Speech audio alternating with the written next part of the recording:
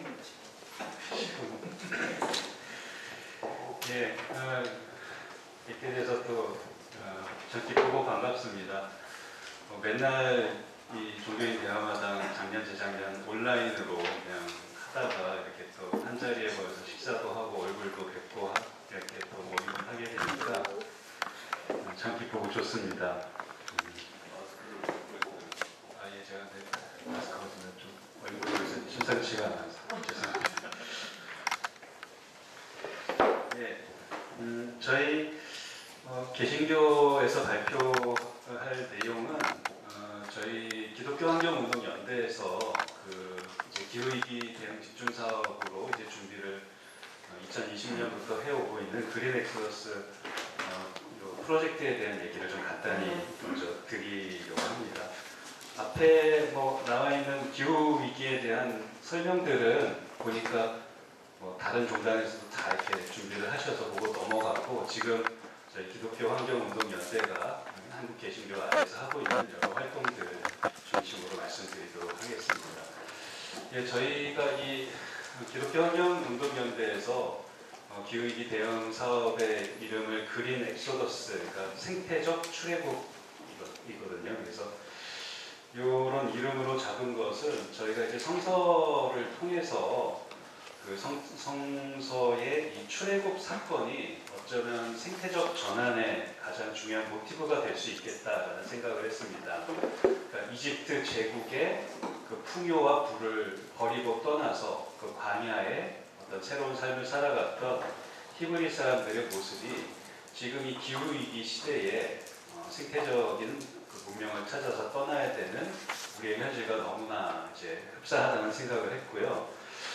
그런 점에서 지금도 이 기독교 신앙을 가진 사람들이 이 히브리 사람들과 마찬가지로 이 정의, 평화, 창조세계 회복을 위한 그런 출애굽을 해야 되는 시기다라는 생각을 했습니다. 그래서 그 내용을 말씀드리겠습니다. 출애굽 사건을 보면 그런 게 나옵니다. 이 광야를 떠돌던 그 히브리 사람들이 먹을 게 이제 없으니까 내가 이집트에서 노예 생활할 때 먹었던 막 고기, 빵 그런 게 막 먹고 싶은데 못 먹으니까 막 짜증내고 그런 이야기를 할 때 하나님이 이제 히브리 사람들한테 만나와 메추라기를 보내주셔서 그거를 매일매일 이제 걷어서 먹는 이야기가 나오는데, 전 그것이 이 출애굽 사건에 있어 상당히 좀 중요한 모티브라는 생각이 듭니다. 생태적 전환에 우리가 그동안은 마음대로 생산하고 마음대로 이제 소유할 수 있었던 그런 착각 속에 살았더라면 지금 우리의 현실은 하루하루 하나님이 주시는 은총의 선물로만 살아가야 되는 것으로 이제 우리가 우리의 존재가 원래 그렇다는 걸 깨달아야 된다는 그런 이야기로 그 만나 메추리 사건을 이해하게 되고, 그리고 이 히브리 사람들이 광야에서 하나님과 이제 십계명이라고 하는 그 언약을 맺는 그 이야기가 나오는데, 그것이 결국에는 하나님께서 그 히브리 사람들한테 이야기하셨던 생명과 평화의 공동체를 만들어야 되는 것. 그래서 지금 창조세계를 지키고 돌보는 삶을 살아야 되는 것이 또 이러한 언약 사건 속에서도 이미 우리들에게 보여져 있지 않나라는 생각을 했습니다. 그래서 저희 기독교환경운동연대에서는 이런 출애굽 사건을 모티브로 한 그린 엑소더스 프로젝트를 지금 계속해서 진행하고 있는데요. 크게 이 세 가지의 방향입니다. 사실은 몇 년 전에도 비슷한 얘기를 종교환경회의 때 발표를 드렸었는데, 그때보다는 조금 내용이 업그레이드 되는 것들이 있습니다. 첫 번째는 저희가 회색에서 녹색으로라고 하는 이제 그 운동 방향입니다. 그래서 녹색교회 운동을 지금 기독교환경운동연대에서는 전개를 하고 있습니다. 녹색교회 운동은 주로 이제 그 환경주일 예배, 지난주가 이제 6월 첫째 주일이 저희가 환경주일 예배고, 둘째 주일은 또 감리교에서는 지금 환경 선교주일로 지킵니다. 그래서 그 예배 자료를 만들고 전국에 있는 교회가 환경주일을 지키는데 참여하도록 하고 있고, 그리고 작년에 그 한국기독교교회협의회 총회에서 9월 25일 세계 기후행동의 날을 전후한 주일을 기후 정의주일로 해서 또 예배를 드리자, 성수를 하자라고 결의가 돼서 지금 올해는 이제 기후정의주의 예배도 준비를 하고 있습니다. 그리고 9월에 이제 창조절 기간에 이제 세계교회 예식서가 나오는데 그거는 가톨릭 교회하고도 저희가 그 내용을 공유하고 있는데 또 창조절 자료도 저희 함께 준비를 하고 있습니다. 2000 작년이죠. 그래서 한국교회에서 이제 그 LCCK 교단들에서 2050 탄소 중립 선언이 있었습니다. 그리고 그 이후로 각 교단에서 그러한 기후위기 대응 부서들이 이제 조직되고 있고 기후위기 기독교 신학 포럼과 기후위기 기독교 비상행동이 이제 조직돼서 활동을 하고 있습니다. 그리고 최근에 준비를 하고 있는 것은 이제 한국교회가 그럼 어떻게 탄소 중립 선언을 했는데 어떻게 이루어갈 것인가라는 것에 대해서 이제 탄소 중립 로드맵을 만드는 것을 준비하고 있는데 역시 수원교구의 자료가 아주 큰 참조와 도움이 되고 있습니다. 또 지금 그린 엑소더스 릴레이 기도회를 전국에 있는 교회들과 함께 매주마다 릴레이로 진행을 하고 있고 그게 한 50여 교회 지금 이상 참여를 하고 있습니다. 그리고 저희가 올해 녹색교회를 2006년부터 선정해 왔는데 올해 이제 100번째 녹색교회가 선정이 되었습니다. 그래서 전국에 있는 녹색교회들 중심으로 이 환경, 지역 환경 현안에 대한 그런 고민들도 나누고 또 교단별, 지역별 녹색교회 조직을 만드는 일도 해나가고 있습니다. 그래서 앞으로는 이제 녹색교회를 통해서 저희가 생태적인 예배, 또 생태적인 성서 읽기, 생태적 영성 수련, 생태적인 교회 교육, 그리고 생태적인 그 해외 선교가 뭔지에 대해서 좀 더 구체적으로 이들을 만들어 나갈 계획을 세우고 있습니다. 두 번째는 탐욕에서 은총으로라는 방향인데요. 이거는 생명의 경제 운동입니다. 그 성서에서 세계를 뜻하는 그 오이코스라는 단어의 어원이 원래 집입니다.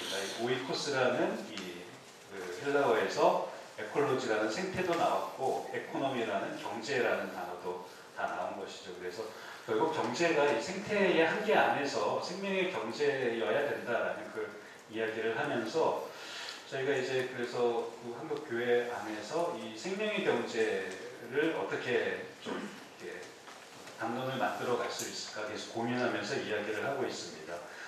원래 초대교회 공동체라는 것이 상호 그 서로 이렇게 어려운 교회를 돕는 그 하나의 교회를 지향했었고 그리고 또 초대교회의 전통 속에 공동소유, 공동 그 식사의 전통이 있었기 때문에 뭔가 공동체적인 그 경제 생활을 만들어내는데 교회가 다시 한번 좀 이 기후위기 시대에 애를 써야 되지 않을까 그런 좀 고민을 하고 있고요. 그리고 결국 기후위기의 대응의 핵심이 에너지 전환에 있다고 생각을 하면서 그래서 교회가 이 재생에너지를 생산할 수 있는 곳이 될 수 있도록 그런 로드맵 과정 속에서 이런 것들을 좀 더 확장해서 이야기를 할 준비를 하고 있습니다. 이 편은 그 카톨릭 자료에 있던데 그 사교 기금을 또 그 만들어서 교회가 먼저 뭐 자발적으로 좀 탄소 헌금을 걷어서 기후 난민을 돕는 일에 이것들을 좀 사용하면 좋지 않을까라는 그런 좀 고민들을 하고 준비를 해 나가고 있습니다.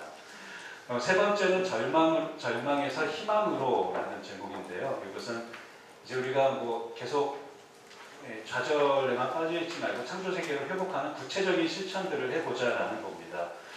그래서 저희가 뭐 여기 그 종교환경회의에서도 한번 같이 다녀오셨지만 몽골 은총의 숲이 이제 10년을 넘어서 상당히 좀 꽤 모양이 갖춰지고 있습니다. 그래서 이제 10년 동안 그동안 나는 열심히 심었으니까 이제 앞으로는 그곳에서 생태 교육을 또 몽골 주민들과 함께 진행해 나가고 그래서 그곳에 아주 좋은 그런 좀 앞으로는 뭐 그 프랑스의 떼제 같은 생태 영성 공동체를 한번 좀 만들어 볼 수 있지 않을까 그런 꿈을 꾸고 있습니다.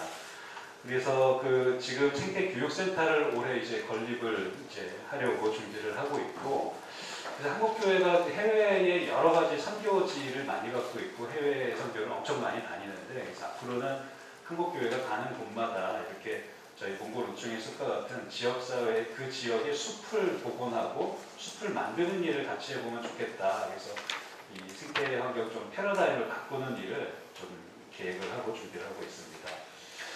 그래서 제 생각에는 한 2040년쯤에는 한국 교회에서 창조세계 회복의 해 이런 거를 좀 정해봤으면 좋겠다 생각을 하는데 왜 2040년이냐면 2040년쯤에는 저희 몽골 은총의 숲이 30년 몽골 정부로부터 빌린 때가 되어서 이제 다시 몽골 정부, 몽골 지역사회에 이제 환원을 해야 되는 때이기도 하고, 그리고 저희도 이렇게 탄소 중립 로드맵을 만들다 보니까 역시 가톨릭이 한 것처럼 우리도 2040년에는 한국교회 탄소 중립을 이루어야겠다는 생각에 2040년을 좀 그런 목표를 잡고 준비를 해봐야겠다 여러 가지 생각을 하고 있습니다.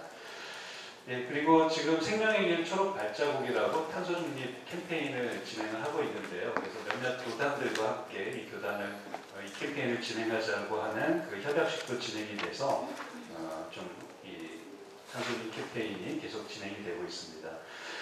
결국 저희가 생각할 때는 교회가 생태적 전환에 가장 좀 중요한 또 기초 공동체가 되어야 되지 않을까라는 생각을 하면서 결국 기후 위기가 이제 어떤 지구의 위기, 우리 사회의 위기뿐만 아니라 교회의 위기이자 신앙의 위기이다라는 그런 생각을 합니다. 그래서 하나님 이참에 우리가 저희의 말로는 하나님의 은총의 삶을 그동안 박차고 뛰어나가서 이 고생을 하고 있는 것이니 다시 은총의 삶으로 돌아가는 그런 좀 그린 엑소더스의 길을 준비해 나가자 생각을 하고 있고, 또 이러한 것이 교회에서는 교회의 여러 선교적인 사명들 중에서 가장 마지막의 선교적 사명이 될 것 같다. 왜냐하면 기후위기 대응을 온전히 하지 못하면 그 이후에는 뭐 선교적 사명을 감당하려 할 수도 없는 상황이 될 테니까 일을 좀 해나가자라는 일들을 계속 얘기를 하고 있습니다.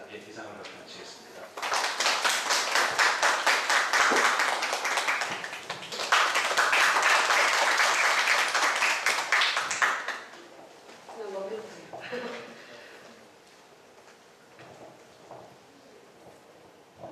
네, 반갑습니다. 올라오려고 올라왔는데 준비도 없이 그냥 올라왔습니다. 그랬더니 또 원고가 안 들어가 있네요. 각 종교들마다 정말 많은 부단한 노력을 하고 있고, 기후위기는 이제 뭐 기후위기의 문제가 아니고 전 인류적인 문제이고 전반적인 사회적 전반적인 문제를 다 품고 있잖아요. 그래서 이제 정말 다방면으로 다각도의 노력들을 기울여야 되고, 아까 그 첫 시간 강의에서 말씀하신 것처럼 최다수가 최대 연합을 해서 총체적으로 해결해 나가야 될 문제라고 생각을 합니다. 그래서 이제 저희 종단에서는 지난해에 환경의 날 총원장 스님으로부터 그 환경의 날 선언을 하면서 2050 탄소 중립 선언을 했었습니다. 그리고 나서 이렇게 크게 종단적인 움직임이 없었다가요, 올 봄에 3월에 이제 각 교구 본사별로 이렇게 이제 탄소 중립 선언을 하고 환경 선언을 한 적이 있습니다. 다음 거 보여주시겠습니까? 그래서 이 부분 볼까요? 이쪽 우리 그 총원장 선생님께서 탄소 중립을 위한 불교의 생명전환, 불교 행동 지침을 이렇게 내려주셨는데요. 첫 번째는 전환, 그리고 지조, 순환, 참여의 운동을 하자라고 이제 선언을 하시고, 전환은 이제 탄소 제로 에너지의 전환, 그래서 에너지 전략과 전환 행동을 한다. 10년 안에 1080개의 태양광을 설치하겠다. 전기차 뭐 운행하는 걸로 하겠다.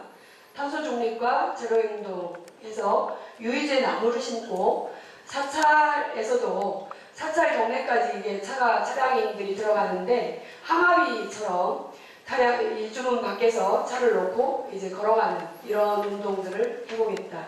또 상감제도를 부활해서 사찰림을 가꾸겠다. 뭐 1년에 한 번, 두 번 해서 내 나이 수만큼 나무를 심자. 또 사찰 내지는 뭐 주변 도시라든지 도시숲이라든지 학교숲을 가꾸는 이런 이제 운동을 하고 있고요. 그 다음에 생명 살림 사회로 전환해서 생물과 자연, 미래 세대의 권리를 옹호한다. 자연권과 동물권을 옹호한다. 생태 강생 운동을 한다. 미래 세대의 권리를 옹호한다. 그래서 저희가 지금 불교 환경연대에서 지금 하고 있는 것이 그 나무 방생을 하고 있습니다. 예전에는 이제 절집에서 방생 운동을 한다, 생명을 놓아준다 이런 운동을 할 때 보통 물고기를 놓아주거나 거북이를 이렇게 사서 놓아주는 이런 방생을 했었는데, 저희 환경연대에서는 나무를 심고 가꿈으로써 나무숲을 만들고 그 숲 안에서 여러 생명들이 다 이렇게 생태적으로 살 수 있도록 나무숲을 만드는데 지금 나무 심기 사업을 하고 있습니다. 그리고 음식 문화와 생활의 전환, 그래서 육식을 자제하고 채식으로 전환하자. 최대한 그 육식을 최소화하고 이제 채식을 하자. 그런데 오늘 점심에 채식하신 분 손 들어보시랍니까? 안 계시죠? 냉면 먹은 사람. 네. 고기 들어갔어요. 네네네. 그래서 저는 이제 우리 테이블에는 통일해서 칼국수를 시켰는데 칼국수 국물이 육수였고 고기가 들어있었고 고기 만두가 들어있었습니다. 그래서 제가 그냥 국수만 한 젓가락 건져 먹었는데요. 이게 지금 저희는 그러니까 이제 불교가 왜 이렇게 늦는가? 불교 안에서 이 자체내에 있는 탐욕심, 이런 탐진치, 삼독심이 과열돼가지고 욕망을 포기하지 못한 이 결과로 이런 것들이 초래됐는데 이 탐욕심을 버리고 탐진치, 삼독심을 버리고 지족하자, 만족하는 삶을 살자 이러한 이런 마음의 전환 운동이죠. 그래서 청빈한 소비를 하고 똑똑한 소비를 해야 됩니다. 그리고 굉장히 불편한 것들을 즐겨야 되고요. 느리게 가는 것을 탓하지 않고 즐기고 그 과정들을 굉장히 소중하게 생각하는 삶을 살자. 그리고 나누고 협동하는 삶, 무소유의 삶, 그 다음에 감사와 보온의 삶.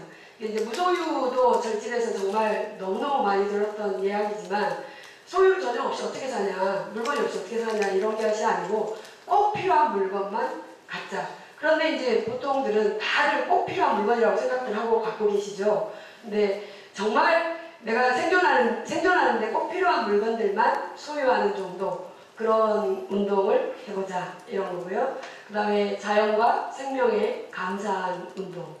그 다음에 이제 세 번째가 순환 운동인데요. 생태적 순환 사회를 만든다. 썩지 않은 물건을 사용한다. 뭐 비닐 플라스틱, 이 썩지 않은 물건들, 일회용품들, 200년, 500년 우리가 사는 이 생 동안 지난주에 이제 환경 콘서트를 했었는데요. 쓰레기 없는 콘서트를 진행했습니다. 성공적이었어요. 그렇지만 이제 비가 조금 와가지고 비옷을 입고 벗어놓으신 분들이 조금 있어서 그 쓰레기가 한 40리터 정도 나왔더라고요. 비닐 쓰레기가. 그 외에는 나오지 않았습니다. 그러니까 저희가 그 행사할 때 조금만 신경을 쓰자면 이런 부분들이 좀 개선이 되지 않을까 이런 생각이 들고요. 실천하지 않으면 아무 소용이 없다는 거. 그 다음에 이제 쓰레기 제로사에 아까 방금 말씀드린 것처럼 노할 수 있는 거, 거절하는 운동을 좀 해야겠다. 필요 없는데 좀 받지 말아야 되겠다.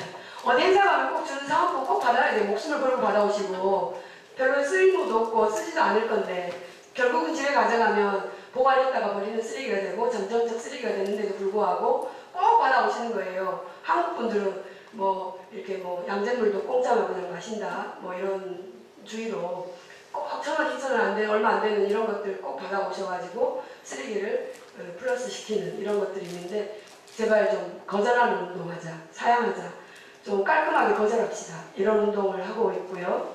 그 다음에 이제 자급자립 사회를 만들자. 이거는 보통 이제 도심에 있는 사찰들은 도시농업을 어느 정도까지는 하고 있는지 모르지만 시골에 있고 산중에 있는 사찰들은 대부분 이제 식사까지, 쌀까지는 아니지만 야채 정도, 채소 정도 이렇게 먹는 부식거리는 저희가 자체적으로 해결하고 있다. 근데 앞으로도 좀 더 이렇게 키워나가자. 신도들도 와서 같이 이렇게 농사지어서 자기 건 자기가 만들어 먹을 수 있도록 하자. 이런 운동을 하고 있습니다. 그리고 참여운동입니다. 마지막은 참여운동인데요. 협력연대를 하자.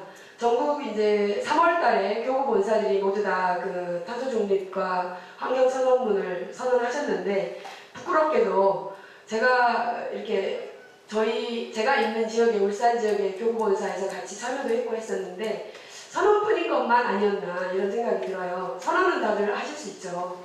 나 하겠다, 앞으로 잘하겠다 이런 선언을 할 수 있는데 실행에 옮기기가 어렵습니다. 지금 제가 보기에는 교구 본사들이 그냥 선언에 지금 그냥 선언까지인 것 같아요. 크게 움직임이 없으신 것 같아요. 계획이 굉장히 수려해요. 10년 안에 뭐 1080개의 태양광을 뭐 쓰겠다, 에너지 전환을 하겠다, 여러 가지 이제 선언을 하셨지만 지금 보면 큰 움직임은 없는 것 같습니다. 좀 부끄러운 얘기입니다. 그리고 함께 배우는 참여. 그래서 지금 제가 울산에 하고 있는 거는 이제 기후학교라든지 녹색 아카데미를 통해서 환경 교육 중심으로 교육을 많이 하고 있습니다. 교육 사업을 하고 있습니다. 그러니까 이제 범종교적으로 내지는 시민을 대상으로 해서 찾아가는 환경 교육이라든지 지금 저희가 자체적으로 마련하는 뭐 본가을의 이런 기후학교라든지 이런 것들을 통해서 교육을 하고 있습니다.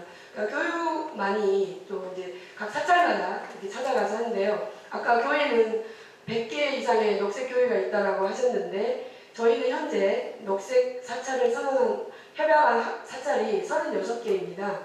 36개의 녹색 사찰들이 이제 각자 또 처한 환경만큼의 운동들을 하고는 계시지만 이렇게 좀 사회적인 확장성이 없는 것 같아서 이런 부분들을 조금 더 연대해 가자 이런 제안을 드리고 있습니다.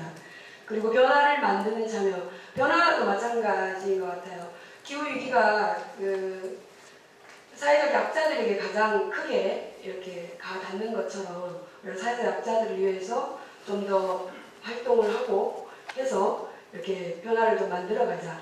그러니까 이 변화라는 것은 결국은 아까 생각이 변하고 또 생각이 변하면 생활이 변하고 생활이 변하면서 우리의 생태계가 변하는데 이 생각의 전환을 가져올 수 있는 것은 단지 이제 교육이라고 생각하거든요. 그러니까 많은 기후환경 교육을 통해서 많은 환경 활동가들이나 운동가들이 생기기를 바랍니다.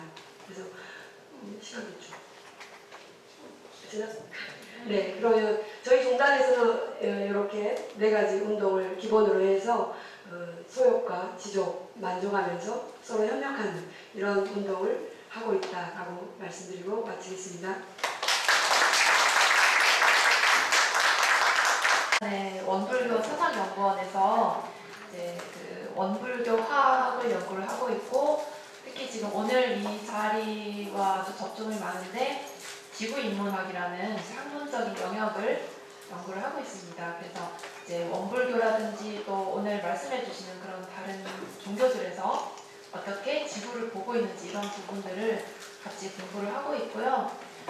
오늘 저는 10분이니까 10분 안에 원불교에서 어떤 이제 운동을 하고 있는지도 이제 말씀을 마지막에 드릴 건데 무엇보다도 이제 들어보시면은 다 이미 알고 계시는 그리고 범종교적인 이야기라서 우리나라에서 1980년대부터 현재까지 이어온 그 생명평화운동이 어떤 관점에서 어떤 담론을 바탕으로 시작이 됐고 전개가 됐고 범종교적으로 이제 참여가 됐고 원불교는 이제 현재 그 맥을 어떻게 이어서 활동을 하고 있는지 이거를 말씀을 드리려고 합니다.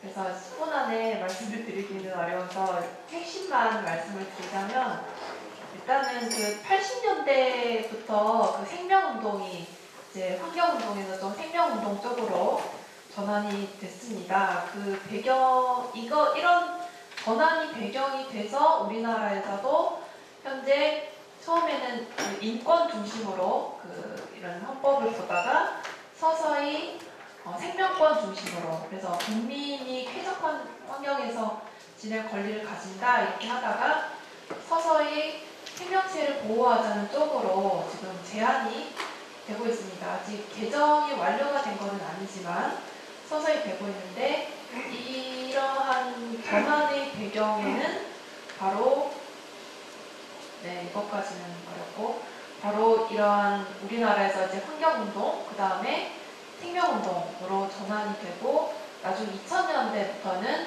스님이라든지 신부님, 교무님 이런 분들이 다 함께 그 신도분들이 함께 생명평화운동을 본격적으로 하면서 이런 운동들이 배경이 돼서 현재 이런 헌법에 대한 개정의 움직임이 일어나고 있는 것 같습니다. 그 1980년대 그 환경운동을 대표적으로 하셨던 이 최열 선생님이 이제 그 생명운동의 어떤 대표 주자라고 할 수 있는 김지아 선생님도 만나고 그러면서 처음에는 환경이라고 얘기를 하다가 결국 이제 환경은 생명이다라고 이제 캐치프레이즈를 바꾸게 됐죠. 그러니까 그 배경이 환경이라고 하고 이제 어떤 환경 운동을 하고 환경에 대한 이런 거를 할 때는 환경이라는 개념 자체가 인간은 중심에 있고 주위의 자연물 이런 부분들은 이제 인간을 둘러싼 배경으로 바라보는 그런 이분법적인 관점을 가지고 있다라는 데서 출발을 했고요. 김지아 선생님의 이런 생명사상, 생명학 같은 부분은 반대로 모든 존재가 다 생명이다. 그래서 인간뿐만 아니라 비인간 존재, 또 광물, 식물, 모든 무기물까지 다 생명으로 봐야 된다는 쪽으로 봤기 때문에 결국은 이제 우리나라에서 생명운동으로 전환이 된 것 같습니다.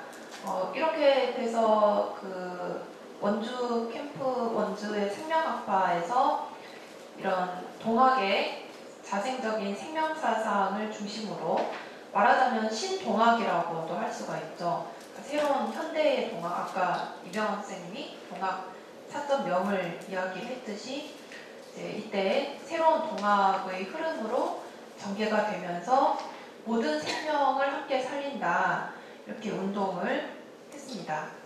특히 이제 특히 생명에 대한 이 관점이 강했던 이유를 제가 봤을 때는 장일순 선생님이 살림이라는 이제 말을 했던 이유가 풀이나 그 티끌 하나에도 우주가 있는데 이 작은 티끌 풀 한 포기를 우리가 만약에 존경하고 모시지 않는다는 거는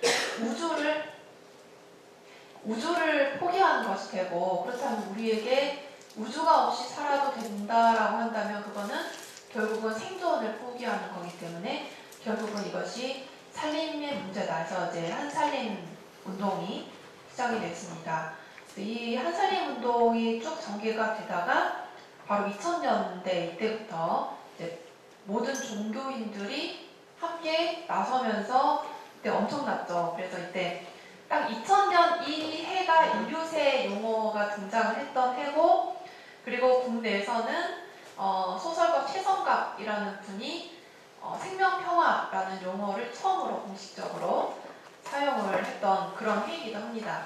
2000년 이때부터 지리산 밀영제도 지내고 100일 기도도 하고 삼보일배 이때는 진짜 범종교적으로 함께 운동을 했고 그러면서도 국외에서도 지구법이 제한이 되고 또 자연권의 이제 그러니까 퍼슨이 우리만이 사람이 아니라 이 모두가 퍼슨이다. 광물도 퍼슨이고 나무도 퍼슨이다. 이런 식으로 이러한 어떤 이념적인 전환이 전 세계적으로 일어났다고 보이고요.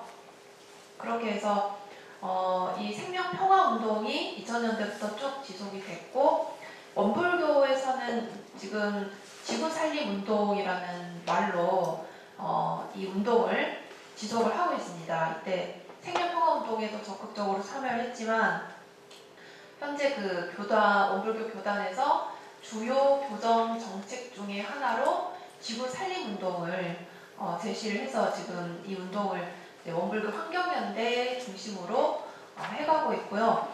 특히 원불교는 그 창립 당시에도 민중들이 어떤 그 이제 배움도 없고 먹고 살 그런 어떤 자력 같은 부분도 약하다 보니까 가장 시급한 거 그래서 그 시대에 가장 시급한 먹고 살고 정신을 깨워야 되고 이런 부분을 이제 하기 위해서 뭐 저축조합이라든지 간척 사업도 했고 그 다음에 뭐 6.25 동란이 일어났던 그 시기도 사실 지금은 기후위기 시대라고 하지만 그때는 더한 위기 시대였죠. 이때는 그래서 실제로 교육사업과 건국 이념 이런 것들을 제시를 했었고 다음으로 이제 민주화와 탈린전 시기 이럴 때는 분열이 주로 되던 해다 보니까 가장 또 시급한 공생의 문제 이런 것들 종교연합 운동을 통해서 했기 때문에 지금 교단적으로도 주목하고 있는 부분은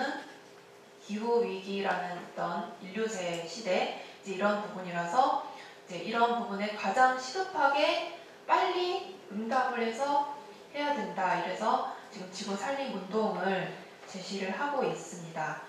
그래서 특히 이러한 운동이 가능한 이유는 교리 자체에 이런 철학이라든지 또 사은의 윤리가 있습니다. 그래서 이런 철학은 좀 보편적으로 말씀을 드리자면 아까 그 생명학에서 얘기했듯이 모든 존재의 생명에 대한 어떤 관심, 모두를 생명으로 바라볼 수 있는 이제 그런 부분에서 상통을 하는 철학이고요.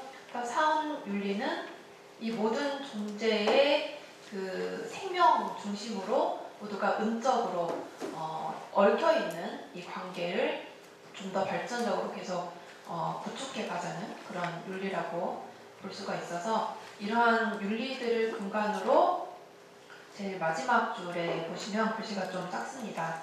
원불교 환경연대 중심으로 탈핵순례라든지 또 그 지구살림, 천지보험 독배 그리고 천지보험 일상수행 이제 이런 부분들은 원불교에서 추구하는 그 일상 속에서의 마음 공부 이런 부분들과 교리, 사은 윤리를 결합을 시킨 형태로 그러니까 수행을 하면서 뭔가 이 환경에 대한 지구를 대하는 그런 시선과 태도 이런 것들을 실천적으로 바꿔가는 그래서 그 하나를 통해서 이제 여러 개의 과제를 다 추구해가는 이제 그런 활동을 하고 있습니다.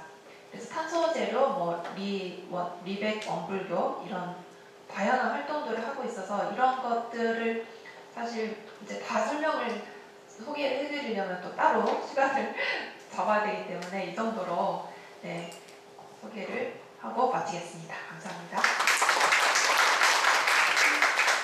천주교가 아니고 천도교. 지금 사회에 나가면은 이웃들이나 이야기하면은 꼭 배물어요. 천도교 분명히 하는데 천주교예요 이렇게 또 물어요. 그럼 다시 동학 천도교입니다 이렇게 해야 그 사람들이 말을 알아들어요. 그냥 천도교를 해도 말을 안 하고 동학을 갖다 붙여야 동학 천도교 가면 알아요. 그 정도로 우리가 사실 얼빠진 민족입니다. 얼빠진 우리가 옛날 클 때 제일 뭐라 하나 애들한테 하는 게 저거 얼 빼놓고 산다. 저거 얼 빠진 놈이다 이렇게 이야기를 하거든요. 그래서 우리가 사실 얼 빠진 민족으로 지금까지 살고 있다는 걸 우리가 자각을 해야 됩니다. 우리가 사상이나 종교는 온 세계적으로 어떤 진리는 하나지만은 그 어떤 민족성이나 우리가 이 땅에 살고 있기 때문에 그리고 이 피를 조상으로부터 받았기 때문에 우리는 먼저 여기가 제일 중요한 것 같습니다. 그래서 또 마치 또 한마디 해라고 또 천주교를 가기로 또 제가 말하겠습니다. 예. 천도교. 네. 동학을 1860년에 동학을 천도교로 개명을 할 수밖에 없었는 게 동학이라 하면 그때는 역적이었기 때문에 한 사람 밀고 해가지고 잡아가면 옛날에 보면 동네 이장 자리가 없었어요. 그 정도로 해가지고 동학이 완전히 이제 완전히 밑에 숨어 들어갈 때 이거를 우리도 양성화를 시킬 때 그때 천주교나 기독교도 계속 이제 조선 말기에 탄압을 당하면서 순도를 당하고 이러다가 그거를 이제 인정을 해줬어요. 인정을 해주면서 종교의 자유를 인정을 해줄 때 그때 우리도 동학이라고 하면은 여러 가지 선입견이 있기 때문에 우리는 천도교라는 이름으로 종교로서 우리가 정식으로 자유를 얻은 거예요. 그렇기 때문에 동학이 천도교 틀리는 게 아니에요. 제가 정밀하면은 어제 나와가지고 천도교에서 어떤 세례명 같이 그죠? 우리는 걸법명을 받듯이 그런 받은 거지 같은 사람인데 이름만 다를 뿐인데 지금 다 사회에서는 천도교 하면은 종교고 동학이라고 그러면 사상이라고 이렇게 이야기를 하십니다. 사실 이제 또 너무 서두어 길었습니다. 요거 제목을 제가 딱 받으면서 느낀 게 문명의 전환각하는 제목이 있더라고요. 사실 이 문명의 전환이라는 건 아주 큰 겁니다.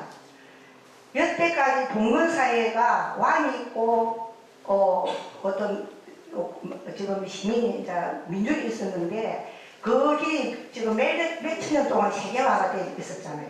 그리고 이제 사회에서도 양반과 상놈이라는 어떤 그런 게 봉건사회가 쭉 내려왔기 때문에 그게 그냥 일상화가 되고 있었어요. 그러면은 남에서부터 나는 그냥 종의 아들이기 때문에 나는 종이었습니다. 거기에서 내가 도리님한테 대항을 한다든지 놀면서 도리님 어디 하나 때린다든지 그건 있을 수가 없었습니다.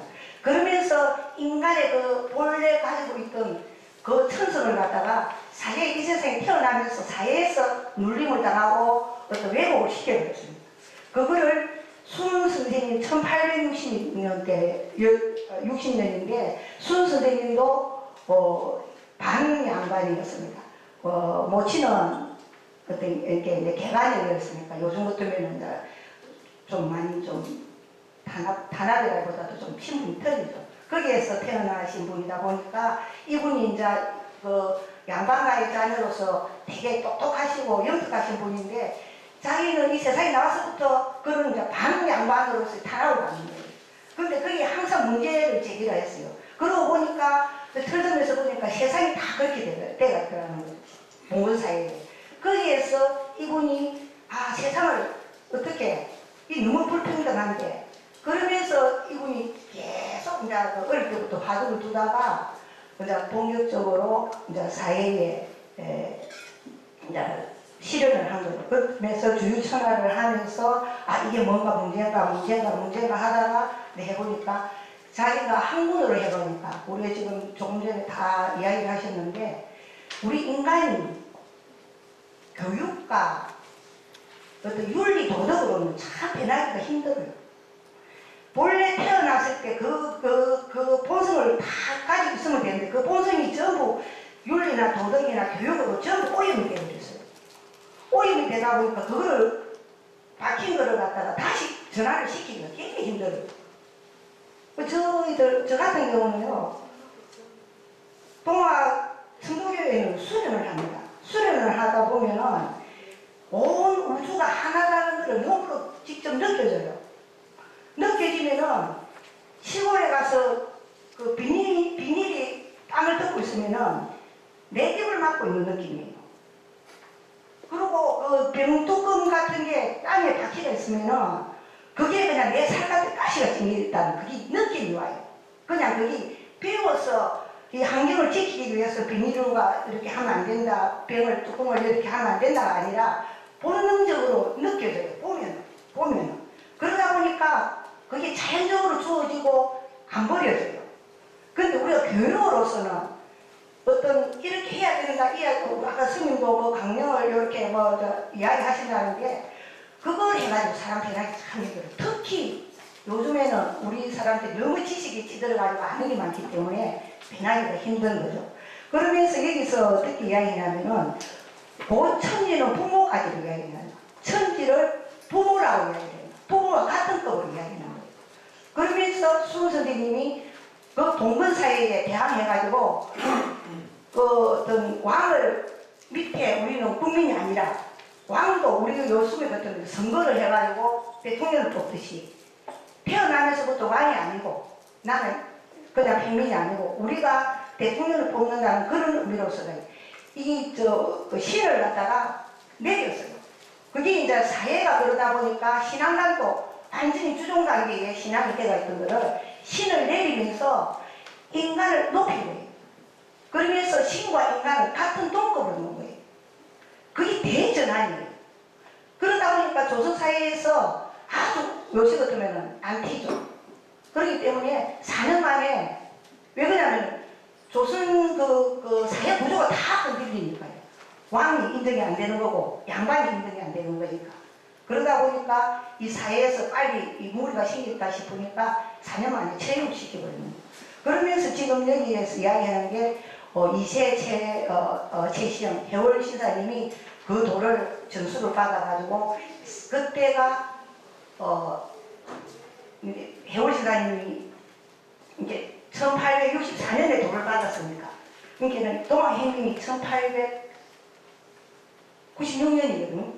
그러니까 그때 동학혁명을 일으켰으니까 어찌 보면 이 해월 신사님은 처음부터 도망다니다 돌을 받을 때부터 도망다녀가지고는 그 돌아가실 때까지 그 늙은 노인을 갖다가 이불로 처형을 시키기 위해서 한치도 못하는 분을 갖다가 어디에 앉혀갖고 처형을 시켰어요. 목을 매달아가지고 처형을 시켰어요. 그 정도로 국가에서 온 국가 입장에서는 아주 안티였죠. 이렇게 하면 완전히 이 국가가 흔들리고 봉건사회가 흔들릴 정도니까 그거를 해내신 게 동학이에요. 우리 민족에서 자생한 스스로 자생한 그리고 수은이 자기가 고민해가지고 어디 배운 게 아니라 고민해가지고 자기가 수도를 통해가지고 받은 거예요.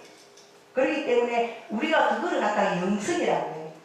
영성적인 부분이 타치가 되어야 우리 환경운동 이런 것들이 변할 수가 있다는 거예요. 그냥 교육으로서는 약하다는 거예요. 그래서 이제 지금 뒤에 부분은 주로 이제 읽어보시면 아실 거고 여기에서 그러면은 어떻게 민주주의를 어떻게 해야 되나 하는 부분을 뒷장에 보면은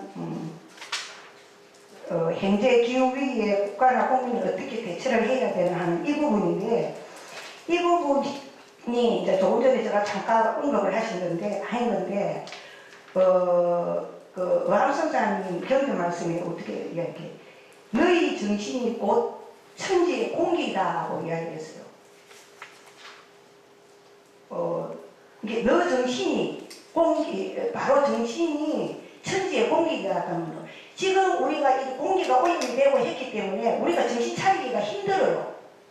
우리는 아무 정신 차리려 해도 예를 들어서 옛날에 우리가 요 건물에다가 가스를 넣어서 계속 넣어가지고 주유를 시키면은 여기서 하나 먼저 쓰러지는 사람이 있고 나중 쓰러지는 사람이 있지만 어쩔 수가 없어요. 다 쓰러져요. 가스 주유를 시키면.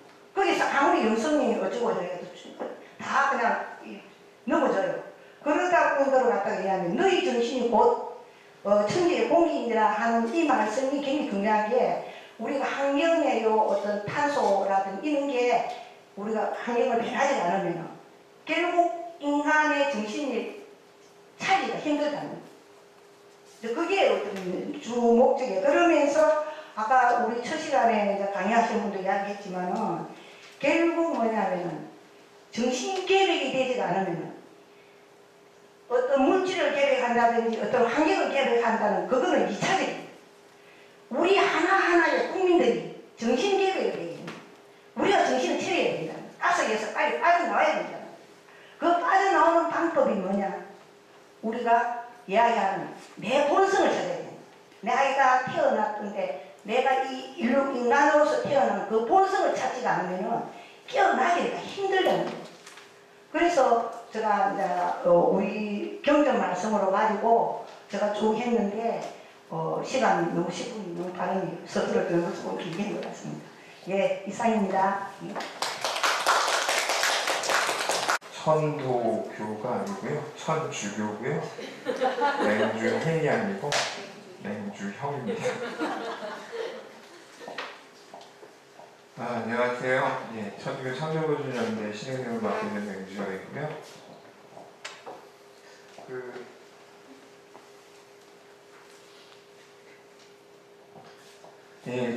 저희가 오전 시간에는 어떻게 보면 이런 저희 기후정의를 위한 전환에 대한 큰 틀에서의 관점들을 살펴봤다면 이제 오후에는 각 종단간의 실천들에 대해서 논의를 하고요. 저희 같은 경우는 이제 천주교회에서 하고 있는 찬미받으소서 7년 여정에 대한 이야기들을 간략하게 좀 말씀드리겠습니다. 찬미받으소서 7년 여정 그리고 찬미받으소서를 시작한 프란치스코 교종의 첫 질문은 이겁니다. 우리가 살고 있는 공동의 집, 카먼하우스에 도대체 무슨 일이 벌어지고 있는가에 대한 관점이었고요. 그 관점은 잘 아시다시피 지금 IPCC 8차, 6차 보고서가 작년에 나왔고 결국 기후변화의 원인은 IPCC조차도 인간의 영향이 명백하다라고 이야기하고요. 지구는 역사상 5번의 대멸종이 있었죠. 그때 그 가운데 가장 공통점들은 바로 이산화탄소의 증가이기 때문에 지금이 바로 대멸종의 전조 시기가 아니냐는 우려입니다. 매년 반복되고 있고요. 작년에 2021년 밴쿠버에서 폭염으로 100여 명이 넘는 사람이 죽어가는 상황도 있었고 세계 경제 포럼이죠. 여기는 뭐 경제계 올림픽이라고 할 수 있을 정도의 가장 많은 경제학자, 실무를 보는 사람 등등 해서 이들이 걱정하는 거는 자기들의 자본입니다. 내 자본의 리스크가 없기 위해서 어떻게 해야 되냐를 매년 판단하고 있는데 그 가운데 가장 큰 리스트 10가지, 앞으로 10년 동안 10가지 중에 5가지가 이번에 발표된 환경 영역이었습니다. 첫 번째가 기후변화 대응 실패, 극심한 날씨, 생물 다양성 상실, 그리고 뒤에도 다시 인간의 환경 파괴와 자원의 손실 위기. 그래서 이들도 아까 오전에 이대한 선생님이 얘기하셨지만 일정하게 넘치지 않게 제한하려면 기업 그리고 정책 기반자, 정부겠죠. 시민사회가 포괄적으로 대응해야 된다는 인식은 분명히 하고 있습니다.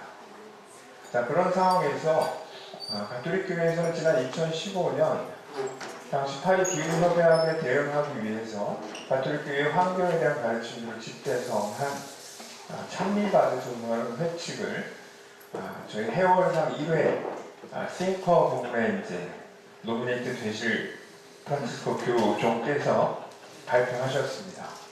그때 당시 이제 보통 그 회칙은 라틴어로 주로 발표가 되는데 프란치스코 성인은 고향이 이태리입니다.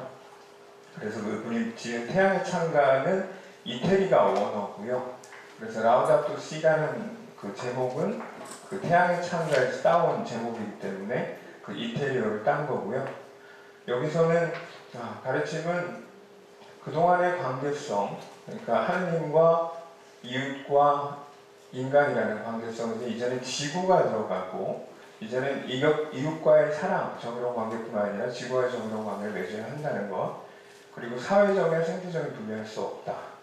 그리고 지구의 부르짖음은 가난한 이들의 부르짖음과 같은 것이다. 그리고 또 하나는 정의는 이제는 다음 세대까지 포함하는 세대 간의 정의까지도 포함되어야 됨을 이야기하십니다. 그리고 그 후 5년이 지난 다음에 5주년을 기념해서 특별 기념의 해를 20년부터 작년 5월 24일까지 선포하였고요. 한국교회도 이에 따라서 특별 사목교소 울부짖는 우리 어머니 앞에서를 발표합니다. 그리고 여기에 따른 사목교소와 실천 지침을 이미 한국교회가 공유를 하였고요. 그리고 이 끝나는 특별 기념회가 끝나는 21년 5월 24일부터 앞으로 7년 동안 가톨릭은 어떻게 하나뿐인 지구를 지키고 기후위기를 행동해야 되는지에 대해서 여정을 선포하게 되고요. 바로 그것이 찬미받을 7년 여정 플랫폼입니다. 이걸 처음 발표한 것은 당시 글래스고에서 캅 26이 있었을 때 여기에 대한 우리 가톨릭 교회 입장으로서 플랫폼을 준비했고요. 당시 전 세계 가톨릭 신자들이 어떻게 창조 질서 보전, 기후 보전을 위해서 참여할 수 있는지에 대한 가이드라인을 로드맵을 제시하는 형태로 당시 한 4천여 개 가정, 성당, 단체들이 들어가 있었고요. 지금 한 8천여 개 단체가 등록되어 있습니다. 웹사이트에 들어가 이렇게 무브먼트 맵이 있어서 각 지역의 어느 곳에서 이 찬미가수 운동에 참여할 수 있는지를 알 수 있고요. 그 플랫폼의 5가지 목적 가운데 첫 번째 목표는 바로 지구의 부르심에 대한 응답하는 실천입니다. 그래서 이거는 탄소 중립을 위해서 재생에너지를 최대한 활용하고 하수를 줄이자. 그리고 멸종위기, 생물 다양성의 보호와 증진, 보다 깨끗한 물에 대한 접근성 등을 이야기합니다. 이러한 가르침에 따라서 아까도 앞서서 말씀드렸지만 전주교 수원교 같은 경우는 지난해 9월 11일 날 최초로 탄소 중립 선포를 하였고요. 2030년까지 222개 본당에서 전체 신재생 에너지 전환하자. 그리고 정부가 2050년까지였는데 10년 땡겨 40년까지 100% 탄소 중립하겠다. 그래서 태양광 발전소 설치, 그다음 태양광 에너지 건물 지원 사업 지금 한 30여 개 농당이 신청하고 있고요. 여기 뭐 자세한 내용 저희 담당하고 계신 양들 좀 이 자리에 함께 하실 때 좀 질의 주셔도 좋을 것 같고요. 성가소비회 같은 경우는 빗물 저장고라든가 남긴 음식물 발효장 설치 이런 것들을 진행하고 있습니다. 2005년부터 진행됐던 햇빛 발전소 모습들이고요. 두 번째 목표는 가난한 이들에 대한 부르심에 대한 응답입니다. 그러니까 가난한 이들의 부르심에 응답해야 되고 특히 원주민 공동체, 이민, 신종 노예, 위험에 놓인 어린이 등 힘없는 이들에게 관심을 기울이자. 그리고 임신에서부터 죽음까지 모든 인간 생명을 수호하고 지구상의 모든 생명체를 보호해야 된다는 가르침입니다. 중요한 건 앞서도 말씀 주셨지만 가난한 이들이 기후위기의 가장 큰 피해자이며 이들은 이주가 증가하게 되면 농민도 아까 말씀 주셨죠. 하성욱 대표님도 자연훼손으로 이주하게 되면 기후 난민이 되고 그 난민들은 국제협약상 아직까지 법적 보호를 못 받고 있는 현실 그리고 나라들마다 자연재해 이런 대체할 수 있는 사회복지, 사회보장 혜택이 없다는 점을 우려하고 있습니다. 마찬가지로 이러한 기후위기는 대다수의 50%에 잘 사는 사람들이 10%에 잘 사는 사람들이 50% 이상의 에너지를 사용하면서 이 부유한 국가들의 소비 방식으로 인한 불공정성과 차등적 책임을 그 선진국들이 지속 가능하게 계획을 지원하고 부채를 갚도록 도움 주어야 한다고 이야기하고 있습니다. 가톨릭 기후행동 같은 경우 지난 2020년 8월에 있었던 구례 전라도 지역에 심했던 당시 이제 장마라고 얘기했지만 기후 위기 상황이었고요. 당시 가톨릭 농민회를 통해서 수혜비 지원금 모금 운동을 벌여서 한 2억 1천만 원 정도 모금해서 전달을 했고요. 세 번째 플랫폼은 생태 경제학입니다. 그러니까 이제는 무한성장의 경제가 아니라 생태 경제를 추진해야 되는데 지속 가능한 생산, 공정무역, 그리고 윤리적 소비와 투자를 선택해야 한다. 그리고 지구와 사람들에게 해로운 모든 경제 활동을 투자를 철회하게 하는 그런 경제를 선택해야 한다라는 겁니다. 실제로 소비노예 같은 경우는 재생에너지에 투자를 진행을 하고 있고요. 가톨릭 기후행동 같은 경우 지난 2020년에 포스코 삼척블루 석탄화력발전소 앞에서 기후행동을 하면서 진행을 했었는데 현재 많은 증권사 등이 석탄 투자, 탈석탄 금융 선언을 했음에도 불구하고 지금 NH투자증권, 미래에셋, 신한금융, KB, 한국투자, 키움 가운데 키움만 선언을 안 했습니다. 탈석탄 나머지는 다 했음에도 불구하고 이들 나머지 5개가 삼척블루 파워의 회사채를 인수하는 행태를 보인 거죠. 그러니까 결국 자본은 논리를 따라갈 수밖에 없는 지금 우리의 현실이고요. 네 번째 플랫폼은 검소한 생활 양식을 살아야 한다는 겁니다. 그래서 에너지 소비에 대한 절제, 일회용품 플라스틱, 가톨릭 교회에서는 일주일에 한 번 정도 금육을 합니다. 금요일날. 근데 이제는 일주일에 한 번만 먹자, 허육의 개념으로 바꾸고 대중교통 이용이나 이런 것들을 이야기하고 있습니다.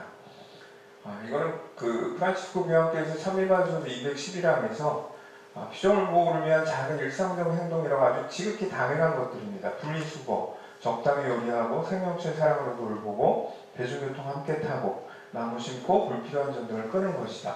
하지만 이 모든 것이 인간 최상의 면모를 보여주는 관대하고 품위 있는 창의력이다 라고 이야기합니다. 바로 일상의 작은 행동들이 지구를 위한 아주 중요한 행동이라고 격려하고 계십니다. 이러한 관점에서 참여가 7년 여정으로 P와 PP 재질을 따로 모아가지고 플라스틱 벤치를 만드는 저는 춘천 퇴계성당의 모습이고요. 성교가 안양중앙성당 같은 경우는 페트병 뚜껑을 모으고 또 밀랍 봉원초, 봉원할 때 이제 일반 초과에는 생태적 부담이 덜한 밀랍초를 봉원하는 등 실천들을 하고 있습니다. 다섯 번째 행동은 생태 교육입니다. 말 그대로 기후위기 당사자들의 청소년들이 이 위기 상황에 대한 대안을 배우고 행동을 북돋아야 하고 그리고 교육 모든 현장에서는 통합생태론에 따라서 이 교육기관들을 개혁하라는 제안입니다. 저희 같은 경우 서울 동성고등학교에서 매년 지금 생태 캠프를 하고 있고요. 관련된 기후 강의, 그다음에 직접 피켓팅을 만들어서 피켓을 만들어서 이렇게 길거리 피켓팅 대학로에서 하는 모습들을 진행하고 있고요. 창조구전연대에서는 창조구전 축제라고 해서 화석연료 없이 살아가는 캠프들을 진행하였습니다. 또 올해 회의를 통해서 좀 더 업그레이드하기로 결정을 하였고요. 6번째는 생태 영성입니다. 결국 생태 영성은 인간만 바라보지 말고 하느님 피조물을 바라보는 신앙의 눈을 회복하고 자연을 경탄과 찬미, 기쁨과 감사의 마음으로 접하는 것입니다. 따라서 이런 피조물을 중심에 둔 전례, 기도, 피정, 교육 등을 많이 하라는 플랫폼입니다. 중요한 건 이제는 생태 영성은 가장 핵심으로 이야기하고 있는 참미가도제에서는 적은 것이 많은 것이다 라는 관점입니다. Less is more인데요. 앞으로 절제를 통한 성수, 그리고 적은 것으로 행복해지는 능력, 바로 그게 이제 검소함, 심플리시티를 이야기하는데요. 이러한 생태 영성에 대한 접근들, 저희가 삼척에서 아픈 삼척 되살리기 프로젝트를 진행하고 있고요. 이때 맹강에서 주민들과 함께 탈석탄, 탈핵을 이야기하지만 그들이 고통받고 있는 피조물에 대한 감수성들에 대한 기도, 그 다음에 우리들의 간절할 바람을 전하는 그런 생태적 영성 전례 프로그램이라고 생각을 합니다. 끝으로 7번째는 지역, 국가, 국제 차원에서의 피조물 보호에 대한 모든 공동체들의 능동적 참여입니다. 그러니까 모든 지역에서 공동체가 피조물 보호를 위해서 능동적으로 참여해야 되고요. 교회에서는 쓰레기, 에너지, 육식 이 세 가지를 줄이는 삶을 살고, 사목자는 고해성사의 보석으로 이렇게 나이만큼 나무를 심고 채소를 기르고, 또 신자들에게는 생태계 회복을 기도하는 것을 안내하고, 교구에서는 온실가스 배출 제로를 줄이기 위한 사목교수를 준비하고 이를 교구 본단 과정에 계속 가르치고 행동하는 형태들, 그리고 앞서도 말씀하셨지만 정부의 기후정책 결정을 위한 시민들의 참여, 그리고 사회적 관심과 우리들이 참여하고, 또 지자체도 마찬가지지만 국회 기후정의 법제, 기후정의법 제정과 이 풀뿌리 제정들을 좀 요구하는 행동들. 중요한 것은 프란치스코 교황 같은 경우는 국가 정부들의 합의 아래 지금 공정한 방식으로 위임된 권위로 제재의 권한을 지닌 강력한 국제 조직의 수립이 필수적이라고 이야기를 합니다. 이를 위해서 우리 종교계가 세계적인 정치권이 기후위기 대응을 위한 요구를 하는 것도 종교의 역할이라고 생각을 합니다. 가톨릭 교회행동 차원에서는 현장 미사와 순례, 그리고 탈탈탈 순례 등 진행을 하였고요. 금요일마다 저희가 각자가 몸담고 있는 곳에서 기후행동을 통해서 대시민들에게 기후위기의 중요성, 위험성을 알고 있고요. 농사 짓다가 또 수도원에서 진행하고 있습니다. 실제로 교회에서 한 신부님께서 이 고해성사 보석을 이렇게 합니다. 첫 번째, 나무 심기 6개월내로 채소 기르기, 나무 심는 단체, 환경단체 후원하기, 자연을 보기 위해 기도하기, 이런 식으로 구체적인 실천들을 이야기하고 있고요. 저희 서울교 사회사목부에서는 관련되는 12개 위원회 모두의 실천으로서의 건물 관리, 에너지 사용, 이동수단, 음식 등 각 사무실이나 행사 모든 곳에서 에너지 소비, 그 다음에 참여형 실천을 위한 체크리스트를 만들어서 지금 추진하고 있습니다. 제가 볼 때는 지금 소비녀회가 가장 열심히 하고 있는 것 같은데요. 소비녀회 시민들 같은 경우 이제 지금까지 말씀드린 7개 플랫폼에 따라서 1인이 하나를 선택하고 내 스스로가 전환하는 프로그램들을 직접 살고 계시고요. 결국 중요한 건 우리가 산업 문명에 앞서 이런 폭력과 착취에 대응하기 위해서는 단순한 일상의 행위가 더욱 중요하다는 겁니다. 저희가 소아데레사라고 이야기하는 성녀데레사는 우리가 사랑의 작은 길을 가고 평화와 우정의 씨앗을 뿌린 친절한 말과 미소, 그리고 모든 작은 몸짓을 소홀히 하지 말라고 권유를 하고 계십니다. 우리 종교인들이 지구와 서로를 돌보는 그런 작은 몸짓들이 결국 사회적 그리고 정치적 사랑이 될 것이고, 이러한 실천과 공동선에 대한 투신이 결국은 사랑과 돌봄의 문명이라는 큰 전환을 이뤄낼 것이라고 생각을 합니다. 이런 관점에서 그리스도인 그리고 종교인들의 전환은 첫 번째는 이제 창조 중심의 영성으로 바뀌어야 된다.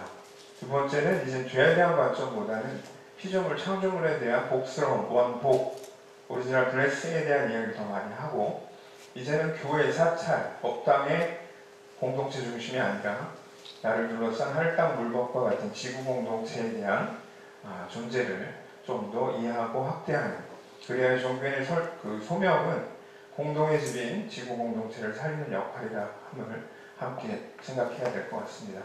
끝으로 프란치스코 교황께서는 인간에 대한 실존 기후위기 극복을 위한 하나의 인간의 역할로서 인간이 바로 우리 신이 만든 하느님의 선물이 만든 그 피조물에 대한 보호자가 되어야 한다는 말씀으로 발표를 마치겠습니다. 감사합니다.